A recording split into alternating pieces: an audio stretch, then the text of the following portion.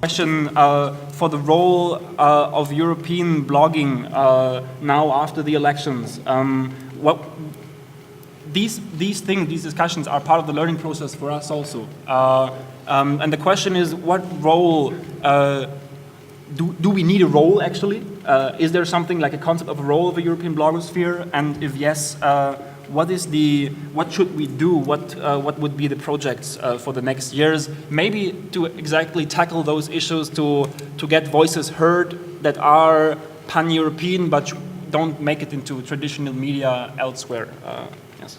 Well, there's an important point, and this ties in with what Frank was saying about Libertas and doing kind of investigations.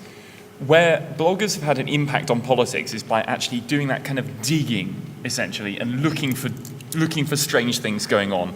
There was a case in Swedish politics in 2006 where 2 government ministers had not been paying their TV licenses, not been paying taxation on domestic help and a number of other things. And it's as a result of bloggers having conducted that investigation that those 2 ministers had to resign. Yeah? So it's much easier, for right or wrong, I don't want to put a value judgment on it, but it's much easier to do kind of forensic digging, essentially, among a bunch of bloggers, and digging into things that the mainstream media are not interested in.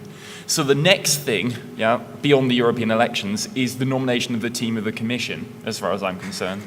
Because one way or another, one of these 27 Commission candidates, depending on Treaty of Lisbon being ratified and so on, but anyway, 20-something Commission candidates, some of those have got skeletons in the cupboard somewhere. Yeah, they're going to have done something dodgy, invested in something bad.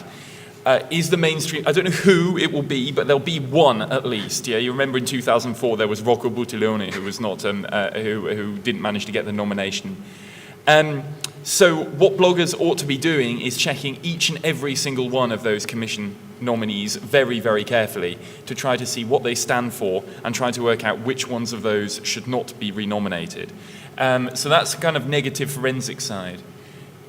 Again, in reply to Frank, what can you do more positively? Well, it's much harder, because efforts, for example, I've been trying to deal with the UK Commissioner issue on my blog by trying to put forward the candidate I actually want to have the position rather than just attacking the ones that I don't like.